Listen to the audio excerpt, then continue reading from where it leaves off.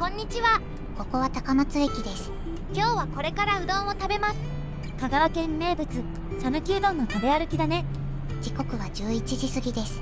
まだ空いていると思うので早速向かいましょう。いただきます。待て。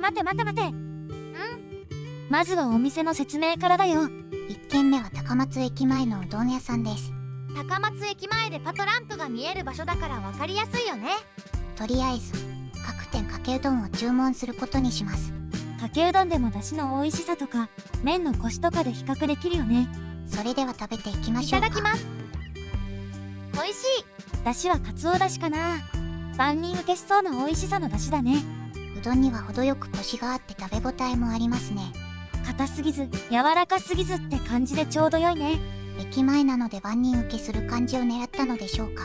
薬味はネギと生姜だね。あとは天かすが自由に乗せられる感じだったね。トッピングについてはかけうどんより高いですがぶっかけうどんはレモンもついているようでした。美味しかったね。かけうどんだからかあっさりさっぱり食べることができたね。それでは次のお店に行きましょうか。どんどん行くね。お昼時になる前にもう1軒くらいは行っておきたいんですよね。ここです。ちょっと古い感じだね。セルフって書いてる。見た感じではさっきのお店と同じ提供スタイルっぽいですね。それじゃあ入ってみようよ。注文しました。すごいシンプル。このお店は家族経営のようで親しみのある接客が特徴的でした。うどんは茹でた麺が提供され自分で出汁を注ぐ提供スタイルでした。大きいタンクの蛇口をひねると出汁が出てきてちょっと楽しかったです。出汁はいりこ出汁で慣れていないので独特な味に感じました。慣れたら癖になりそうじゃない？おかずと食べたい出汁の味だったかも。讃岐うどんといえば天ぷらもありますがこのお店は比較的天ぷらの値段が安いように感じました。このお店は駅からの見通しが悪いからかあまり混雑していなかったのも嬉しいところです。さすがにうどん2杯一気に食べるとお腹いっぱいですね。ちょうどお昼時でお店も混むと思うのでここで少し休憩にしましょう。ここは高松城跡だね。ちょっと天気が悪いけど人も少なそうで観光にはちょうど良いかもね。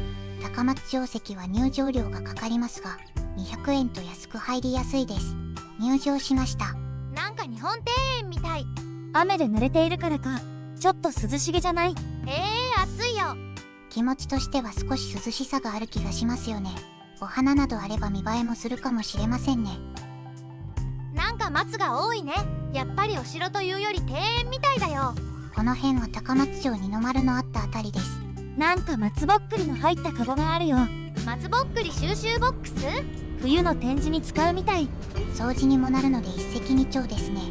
高松城は松の盆栽では有名らしいですが松の木もたくさん植えられているようですね。とりあえず本丸に向かっています。渡っている橋は鞘橋というそうです。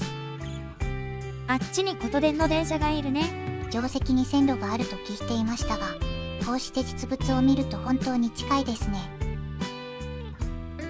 なんかこうして電車が出発するのを見ると乗車必須って感じがするよ。高松城も明治期に廃城となっているのである意味的を得た感想なんでしょうね。水面に電車が反射して綺麗だね。お、台かな？黒鯛かな？高松城のお堀は海水が引き込まれています。石垣には牡蠣が寄生しているほか鯛は養殖されているようです。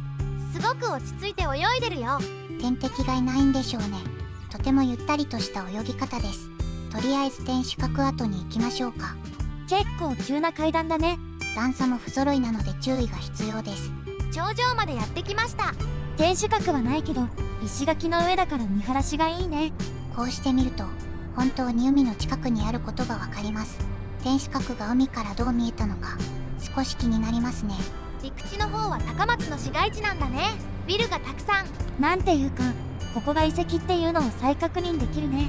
それにしても結構都会じゃない？本州とのつながりも強いので栄えているんでしょうね。人口では松山の方が上みたいですが歴史的に四国の重要施設は高松に置かれてきたようです。ここは水門です。お堀と海をつなぐ場所ですね。今日は大潮の日なので勢いよく水が流れている気がします。そしてこの水門の場所には餌やり場があります。タイがいっぱいいるね。餌をもらえるのを待っているようですね。手づかみでも捕まえられそう。うさぎちゃん、玉編み持ってない？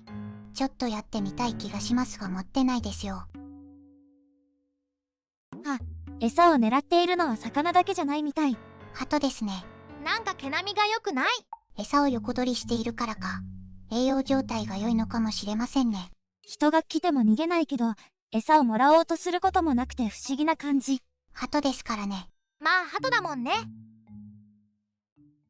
ここはちょっと庭園みたいかな。飛び石の歩道は庭園らしさがありますよね。木々の植えられ方も庭園らしいです。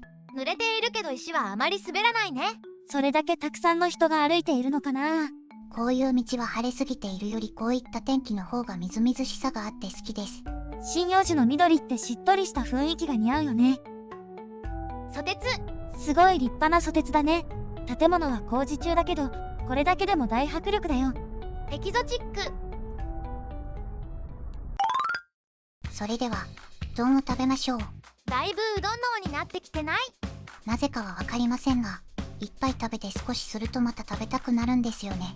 だしの旨味とうどんのもちもち感が癖になってるのかな。今なら香川県民の気持ちも少しわかる気がします。お昼時ですが、ここのうどん屋さんは空いていました。味はあっさりという感じでした。正直特徴はあまりありませんでしたね。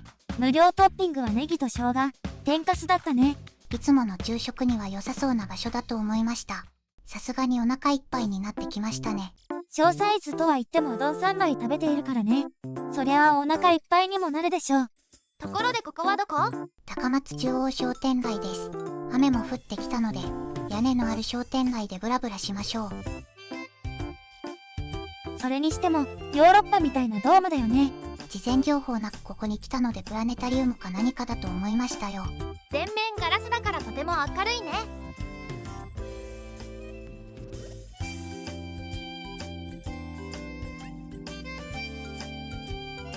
アーケードの上の方にやってきました。すごい高いね。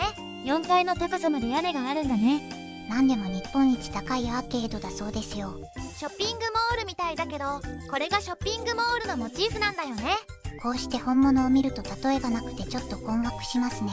なんか穏やかな時間が流れている雰囲気だよ。瀬戸内の暖かい高松って感じの商店街だね。少しここで休憩しませんか？名物かまど？香川県では有名な CM が放映されているみたいですね。2階が喫茶スペースみたいなので、お菓子を食べて休憩できそうです。おー、和風な店内だね。和菓子屋さんって感じだね。甘味はかき氷やぜんざいなどもあるみたいです。ケーキもあるんだね。抹茶と和菓子のセットにしました。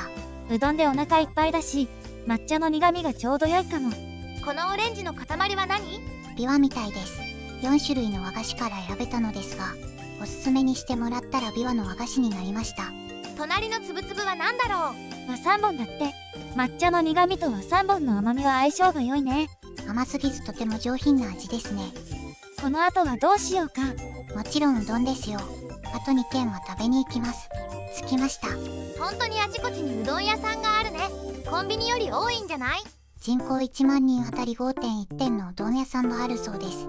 香川県ではうどん屋さんの件数を集計しているようで、県のホームページにうどん情報がまとめられています。ホームページによると、高松市のうどん屋さんの数は212あるそうです。コンビニの店舗数は167だそうですので、コンビニよりうどん屋さんの方が多いですね。ほえということで注文しました。